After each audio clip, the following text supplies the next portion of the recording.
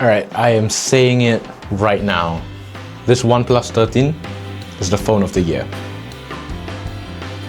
The aluminium frame and silicone faux leather is honestly one of the most comfortable and premium experiences I've had on a smartphone. It feels like those old Apple leather cases before they went eco-friendly. The non-slip design is nice, but I would have preferred a matte frame rather than this glossy one. But the most important part is that it gives this experience without the heft of something like an iPhone 16 Pro Max. This camera bump is pretty big, but it's definitely not the biggest. In the market nowadays, the mid-ranges like the Nothing Phone 3a Pro have this kind of bump, and it's even bigger. The X200 also has a much bigger bump. And this is actually not only a smaller bump than those, but also a slimmer bump than last year's OnePlus 12. This is also now IP68 and IP69 rated, which just means it can now survive high pressure jets of water. However, there's one issue that I have with this, and it's a pretty magnetic one. To be more precise, Qi 2. Technically, this phone is Qi 2 ready, but what that means is that it doesn't have the hardware for actual Qi 2, which is the magnetic power profile, and instead the magnets are in the case. But not in the actual phone. I take issue with this, being a big fan of MagSafe and Qi 2 in general, so I do hope that with the OnePlus 14, they add the magnets into the phone itself. I don't usually like big phones, but this is a big phone that I would choose to use. Watching movies on this is genuinely one of the best experiences. It's sharp, it's bright, and it's accurately colored with pretty much full coverage of the DCI P3 color gamut and 10-bit color. Which means that the display is not only extremely color accurate, but also doesn't have the kind of color banding that you would see on an 8-bit display like the S25 Ultra. Comparing between this and the iPhone 16 Pro Max, it is ridiculously good to look at.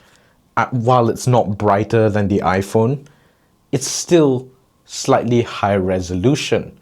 It's not a noticeable difference, but the big difference is the dynamic island compared to the hole punch.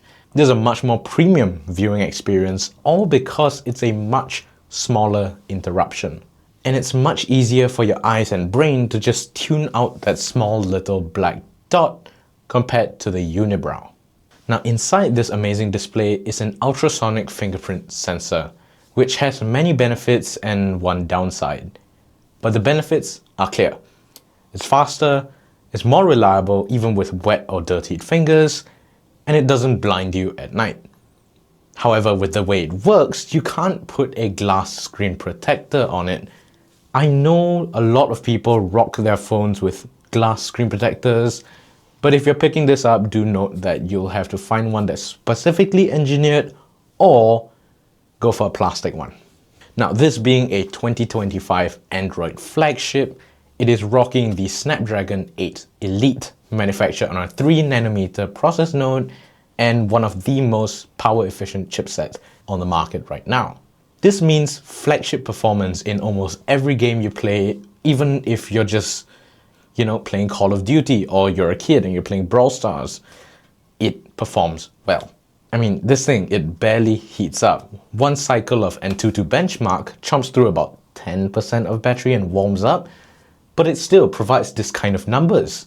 It doesn't get overwhelmingly hot or throttle, which is probably thanks to the dual stacked vapor chamber inside this thing. But moving on from benchmarks, gaming performance is great. Call of Duty can stick to high settings and actually stick itself to 60 FPS. It's not very intensive on the chipset itself, but let's say something a bit more intensive like Honor of Kings or Wuthering Waves. It handles those games very well. And even though it does warm up after a while, it doesn't get overwhelmingly hot. And the neat part is that this ties directly into the cameras. And let's talk about that. The main camera is a 50 megapixel 1/1.43 Sony Light 808 sensor. The ultra-wide is a 50 megapixel 1/2.75 inch Samsung JN5. And the telephoto is a tri-prism 3x 50 megapixel 1/1.95 light 600 sensor.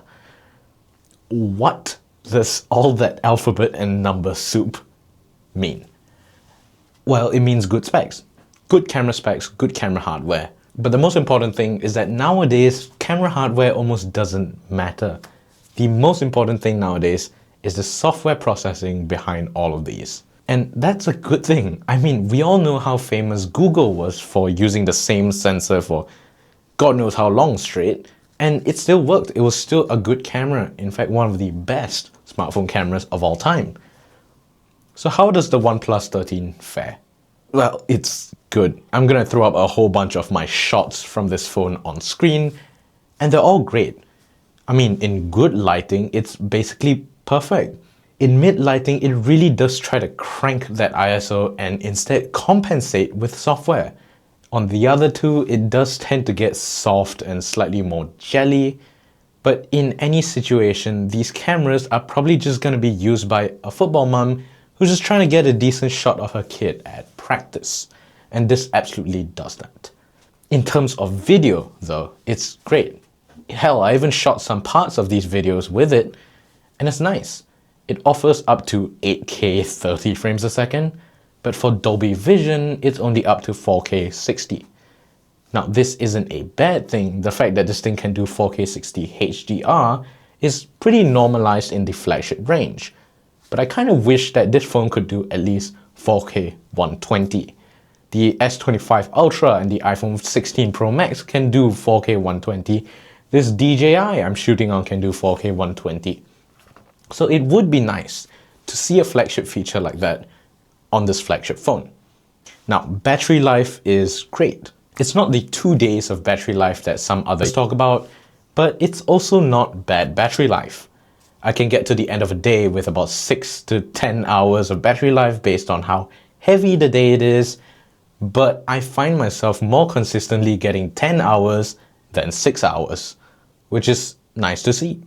Now, once that battery is depleted, you do get one hell of an experience when it comes to charging. This thing does support Qualcomm Quick Charge and USB power delivery, but the main selling point is the Super VOOC charging standard from Oppo that just feels funny. When you get to a point where you're used to 30-watt charging, the sudden jump to 100 watts is ridiculous.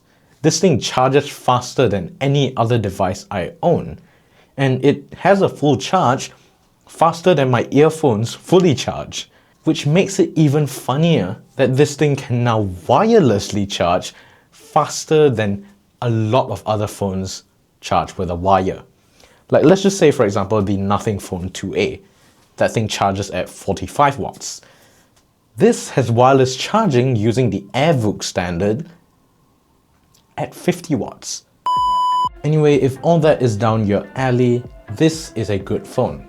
I mean, it's $899 for the base 12256 configuration and $999 for the upgraded 16512 configuration.